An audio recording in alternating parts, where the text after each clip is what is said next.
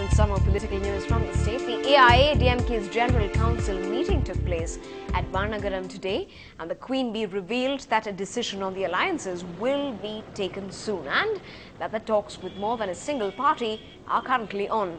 She also condemned the DMK regime for its various other inefficiencies in providing food relief to people living in flood-hit areas. Apart from discussing alliances, Amma lashed out at the ruling party and said that the 2G spectrum scam has brought a great deal of shame to the state in the eyes of the world.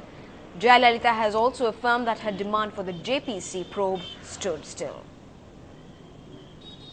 Our demand for a JPC stands, and if the Supreme Court orders an independent investigation, we welcome that also.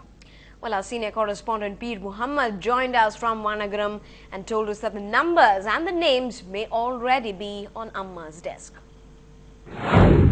The ADMK General Council's all the resolutions have been aimed at the DMK regime and its failures. In fact, there was no mention of the sender or there was no condemnation of the sender in particular in any of the resolutions. That points to already the ADMK has been in overtures with the Congress, also with the DMDK. Jayalalitha also pointed to the party cadres that she has been in talks with the more than one political parties in the state, and things will be finalized, particularly on seat sharing, and the alliance will be decided very soon. That is what she told the party cadres. And she has in fact told the party cadres to be patient if they have to concede more seats in the seat sharing arrangement with the alliance partners. That is a clear indication that she will be accommodating more than one parties which are not currently with her. Well, moving to some national updates now in news from the sensitive zone of Andhra Pradesh. Justice Sri Krishna today submitted his report on the separate Telangana state demand to the Home Minister P. Chidambaram, who said the government will consult all political parties before taking an appropriate decision on the issue. The two-volume report prepared by the committee after extensive discussions with political parties and other organizations in the state over the past 11 months was submitted a day before the committee's term was to expire. With the much-awaited submission, it will be made public on the 6th of January, before which the Home Minister will be meeting 8 recognized political parties in the state. I propose to convene a meeting of the 8 recognized political parties on Thursday, January 6, 2011 at North Block, New Delhi.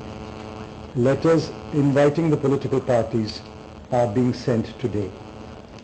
Immediately after the meeting on January 6, 2011, the report will be made public. At the end of the meeting on January 5, 2010, the Government of India and the 8 recognized political parties made a joint appeal to the people of Andhra Pradesh to maintain peace, harmony and law and order. The CBI's closure report has only compounded the helplessness for the Talwar family. With no reprieve in the Arushi murder case, NDTV's Neha Khanna spoke to Arushi's parents, and her parents say they are in shock but will fight for justice. They say it's a promise they made to her and will fulfill it even though they are let down by the system. The thing is that our lawyers have not yet read the closure report, so I can't specifically answer that question of yours right now. But in general terms, as a mother, as Arushi's mother, I can at least say that we won't rest in peace till this moves forward. I won't let it just finish off as if nothing has ever happened to Arushi or to us. I mean, she suffered, we've suffered. It may not matter to the CBI. Arushi is not important to them. Arushi was not important to the UP police. Probably Arushi is not important to anyone else except us. So obviously we will take it forward in whichever way we can. The details of it I can't answer right now. I'll have to first. Right. Of course, you have said that you're going to fight this to the finish. Sir, you have said repeatedly that you had strongly recommended the touch DNA test to the CBI, which they refused to carry out. So where do you think the CBI went wrong? What do you think they could have done which they failed to do? See, the CBI is the premier investigative agency. We had a lot of hope from them. We thought that they would definitely be able to, get to the people who've done this to Arushi. my own, research or my own thinking and my own whatever I talked to people, whatever I read, whatever I saw, I felt that the touch DNA procedure was a forensic procedure which could have helped here. There is a lot of cases in the US, in England, which have been solved with this particular procedure, and it is not available in our country. So this is what I recommended to them, that we could do this on certain samples that they have. They did not refuse outright, but I have not got any response from them. So I don't know whether it was done or whether it wasn't, but my plea is always that, if that seems to be, if they have a dead end and this seems to be the only thing that can help, then let's at least try and do it. Right. Let's try and do that procedure. We are even willing to fund it. Right. It's all right. We'll do anything to get to the culprits.